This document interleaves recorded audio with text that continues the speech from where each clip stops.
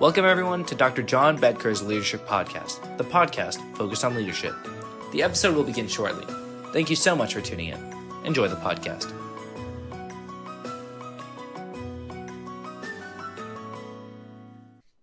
Welcome everyone. Thank you so much for tuning in to the Dr. John Bedker Leadership Podcast. I'm your host, John Bedker. Well, today we're going to talk about negotiation and negotiating, an important leadership core competency. Critical, I think not hyperbole, critical to each and every leader's success.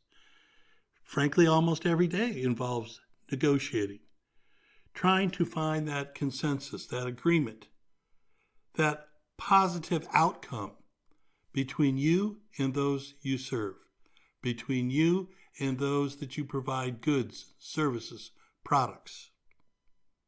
Negotiation is part and parcel to leadership. And, to be clear, from the beginning, what is the very essence of leadership? And that simply is to do the right thing. As I've said so many times, and I will say again, easy to say, oftentimes very, very difficult to do.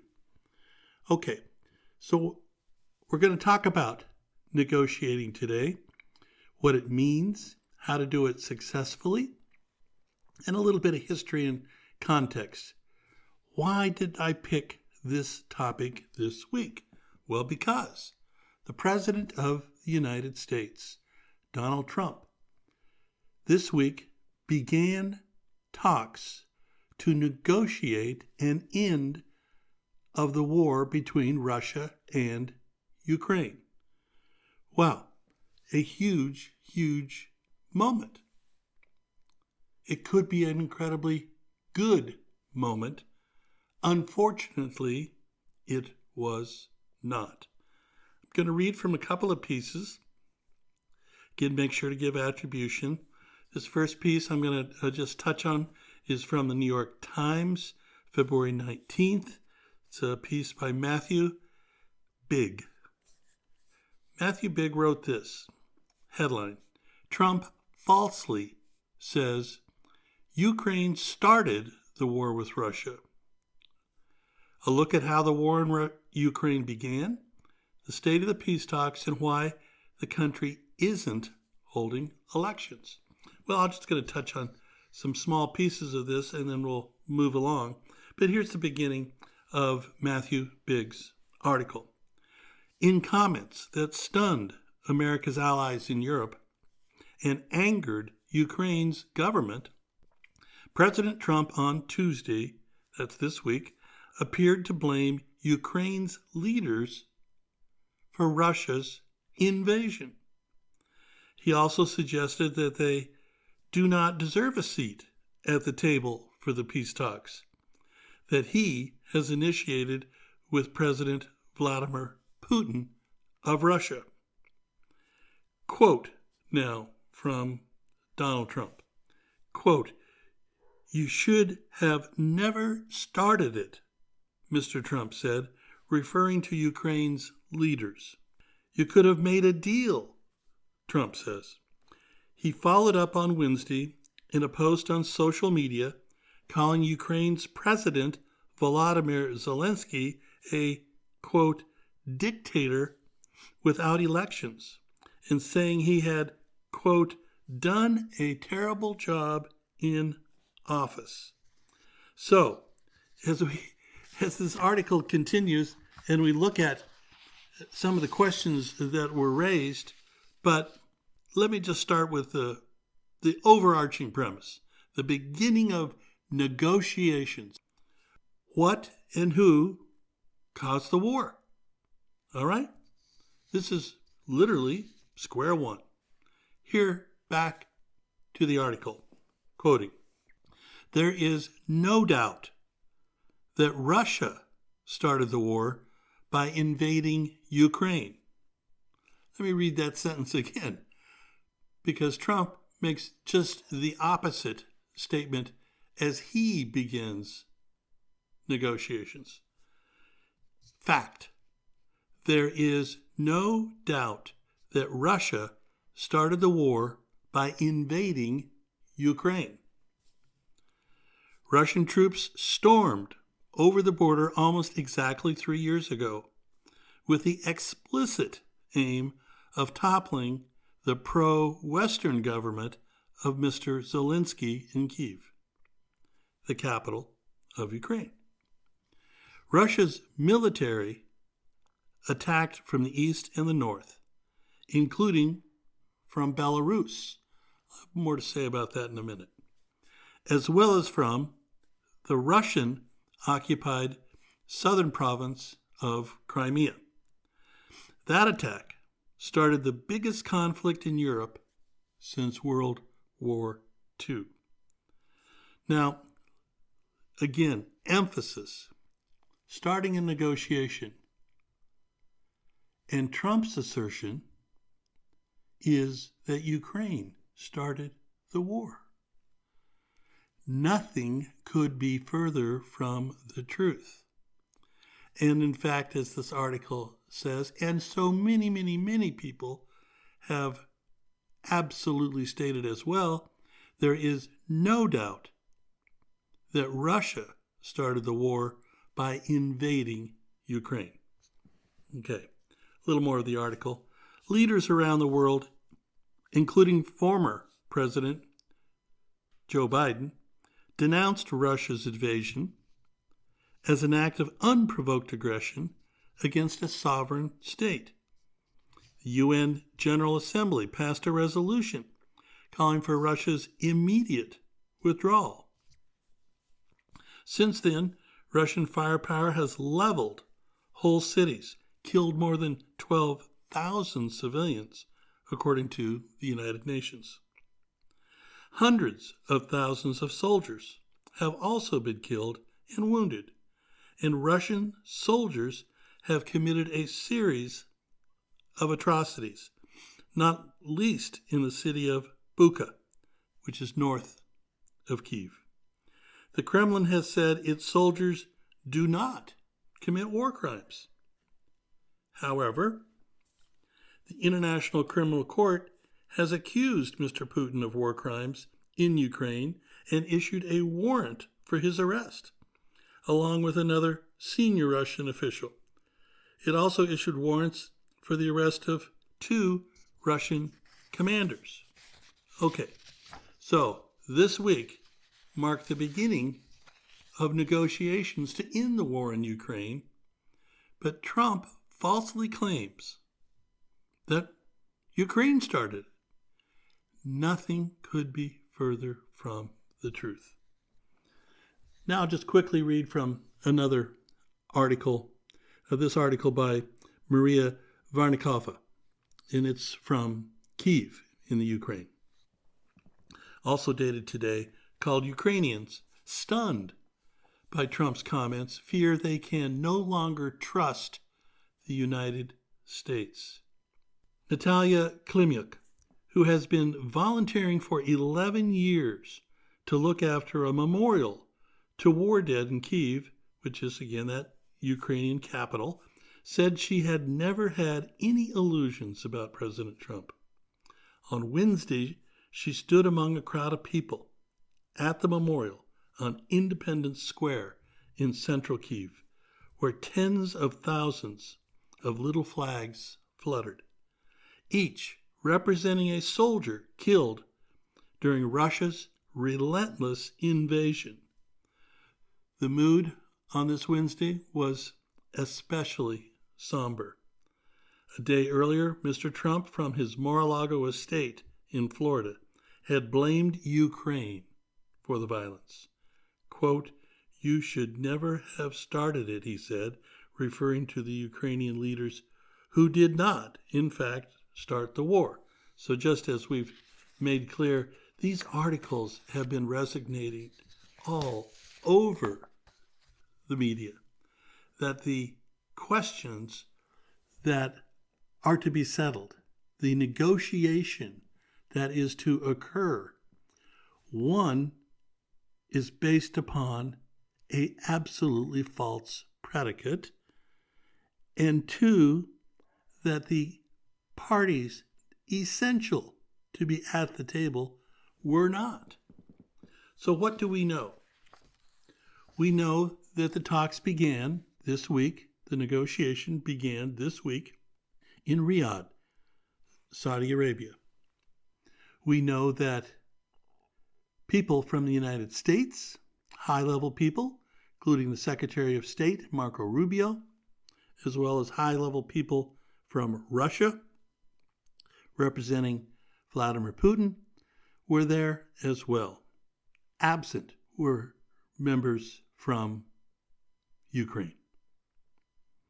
Well, there's kind of a history here, and I would like to take a moment and talk about it, if I may.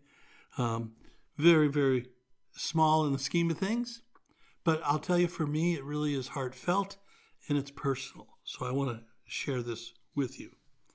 I had the great honor and the great privilege to be awarded a Fulbright.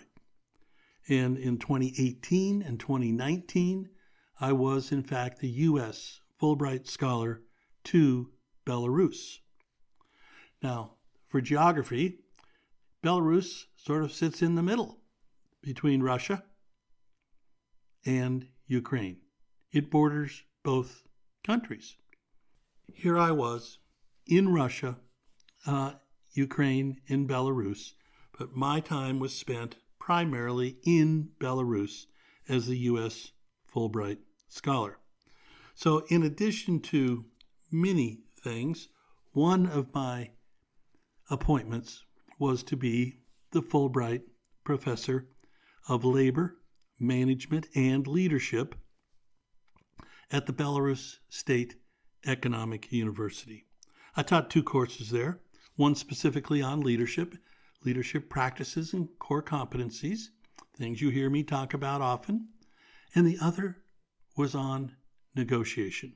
I taught a course on negotiation in the Western context. Well, you always wonder, here's this American coming to the last dictatorship in Europe, the country of Belarus, teaching a course on negotiation in the Western context. Why? Because these students had a thirst, an absolute thirst, a desire to do business with the West, to make a living, to get ahead. They wanted to succeed, and they knew that looking to the West was a potential way to do that. So how? How would you make that cold call, if you will? And eventually, how would you get to that point where you would be negotiating a contract, a deal, an arrangement to do business with people in the West? And so we spoke about many things, certainly the literature, which is rich and robust. We talk about that. We talked also about the theory, what it means. But ultimately, we spoke about practice. And I want to just spend a quick moment and tell you about that experience with these wonderful students at the Belarus State Economic University during my time there. And again, I was the Fulbright Scholar 2018-2019 to Belarus. So initially, it was one section. But as time went on, because of the interest and the word spreading that this American Fulbright professor was in fact teaching this course, more and more people began to show up. And we increased the number of sections and the number of meetings. What we would do is talk about, as I said, the literature, certainly talk about the theory, but ultimately it was the practice. We would actually do a live exercise and negotiate a for real live contract with a company in the West. And so it drew a lot of attention. Well, what happened was, one of the things that became crystal clear And the reason I'm sharing this with you now is because it's so critical to what happened this week with the U.S. and Russia sitting down in Riyadh to begin negotiating peace between Russia and Ukraine. And that is this simple axiom, but so critical. The leadership axiom is you never have a second chance to make a first impression. Think about that. In terms of negotiating a deal, you never have a second chance to make a first impression. Now, when I showed up in Minsk, Belarus, which is where the university is, I had never been there before. I was not keenly aware. I was very little aware of how the classroom was going to function. Well, I walk in, they immediately stand up at attention. Holy cow, makes you nervous. You go, please, be seated. Well, they're in every day. I could say, please, you don't need to do that. They were going to do that. That's the norm. So we get into the course and we get into this notion of never having a second chance to make a first impression. Simple slide up on the screen. I begin to talk about it. And I use, I think, very, very simple, certainly in my mind, not profound approach to how to practice this. And I talk about the eye contact. I talk about facial expression. I talk about the handshake. It seems quite simple. It seems quite straightforward. But for these students, it was anything but. Particularly the female students, the young women. Because they were always in a position of subordination. They would certainly never establish eye contact. They would never smile, some sort of welcome gesture to the person they were meeting to negotiate a deal. They absolutely would never shake hands. And so I made a point of saying, oh no, to do business in the West, this first impression is important. It is significant. It will, in fact, be lasting. So, what do we do and how do we do it?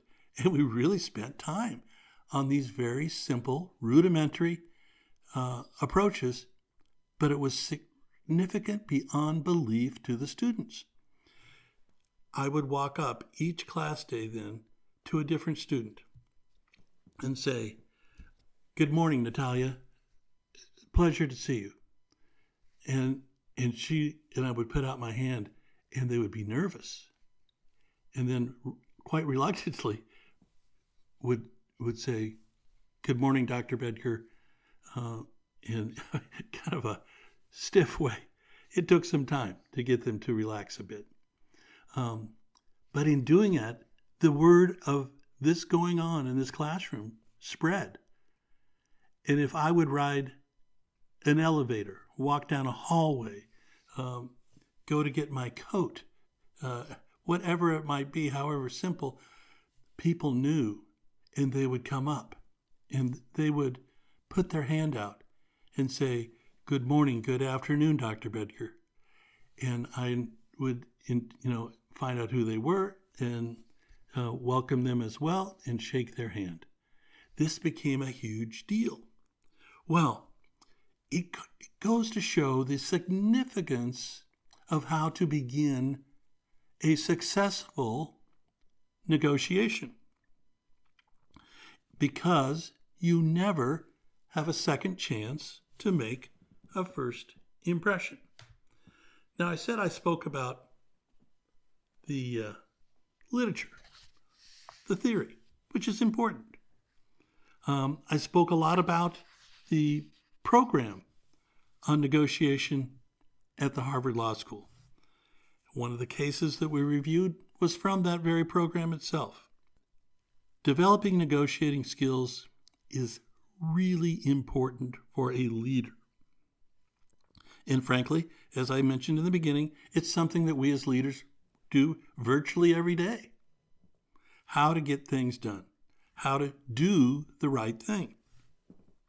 So we spoke about that. There are many, many, many different forms, different types of approaches on how to do this. This program on negotiation at the Harvard Law School, I, obviously somewhat biased, but think that it's a particularly good one. One other thing I'll just mention, again, there's a multitude of really rich literature in this area, but let's talk about the 5 C's, the letter C of negotiation. And the 5 C's of negotiation are collaboration, communication, compromise, creativity, and credibility. Okay, so just quickly, collaboration. We got to involve other people in the negotiating process. We have to be able to use that word we a lot rather than I. Well, if you're going to be the President of the United States and send senior diplomats to begin to negotiate peace, the we needs to ensure that people, the invading country and the country that was invaded, are present. That's the we. You need to collaborate and ensure that these people are part of the negotiating process. What did we see this week? Absent from the talks are people from Ukraine. So collaboration, that first C, not so good. Communication, being open and honest about your interests. Now, is the interest in this case this week to bring about a true peace, a sustainable, a lasting peace? Or was it really to now project a reversal after some 80 years of U.S. foreign policy, to provide a reversal of policy, to now, in a sense, align, if not befriend, Russia over Ukraine? Well, that is not a communication to negotiate a peace. That's a communication to reframe U.S. foreign policy and the U.S. relationship with the invading party of this sovereign country, Ukraine. So another no. Compromise, finding middle ground.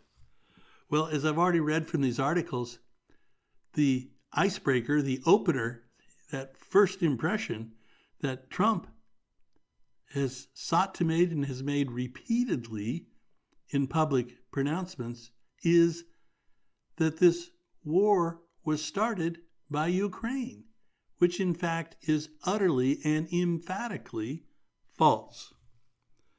So middle ground doesn't seem, again, to be the way. So that C doesn't work. Creativity, problem-solving skills to come up with creative options. Well, or again, what's the purpose here? Is the purpose really to be problem-solving, meaning negotiating a secure and lasting peace, a genuine, authentic peace? Or is it just to reframe the U.S. policy, which had been in place for some 80 years, to reverse it and to now align with a country and its leader who invaded a sovereign neighbor, Ukraine? Okay, so that's, again, not how you do it.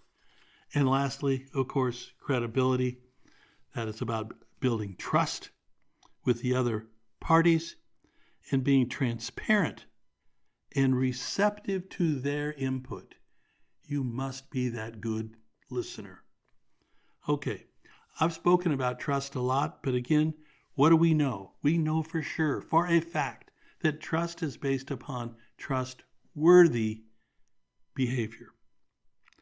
Well, if you come out in your opener and say that Ukraine is the responsible party for the invasion, and that is emphatically and unquestionably false, it's hard to build trust between Ukraine, Russia, and other people. Other people, by the way, who also were absent from the party, and that being virtually every European nation. All right, so what did we learn about negotiating? We learned that this whole thing began probably a long time ago. And context again, when I was the Fulbright Scholar to Belarus. That was the time frame, the prequel to war, that Rudy Giuliani and his, in quotes, associates were there trying to make an inroad to the incoming president at that time, Zelensky of Ukraine, to open an investigation into Biden, who then was beginning to put himself in nomination to be president of the United States. And through those months and that time, we learned a lot. But then perhaps we learned nothing at all.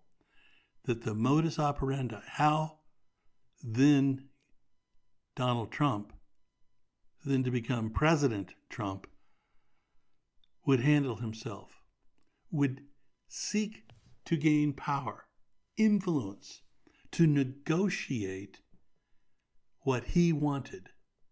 Not to do the right thing, but to achieve his objective.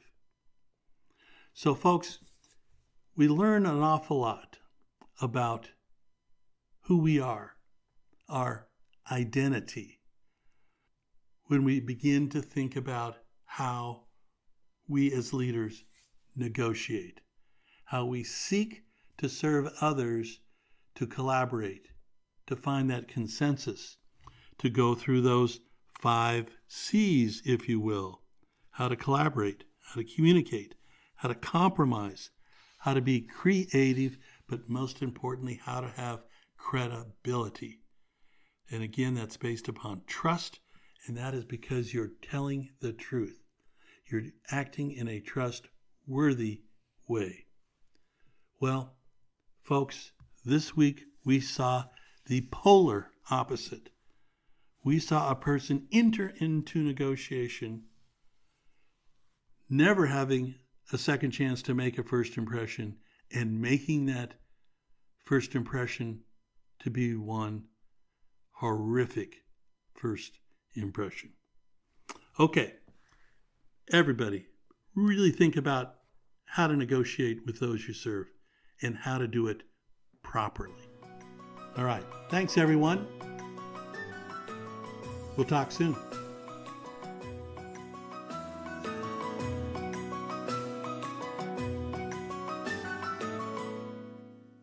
Thank you for tuning in to Dr. John Bedker's Leadership Podcast. We hope you enjoyed this episode. Please tell your friends, and of course, please follow our podcast and subscribe. Thank you again for tuning in.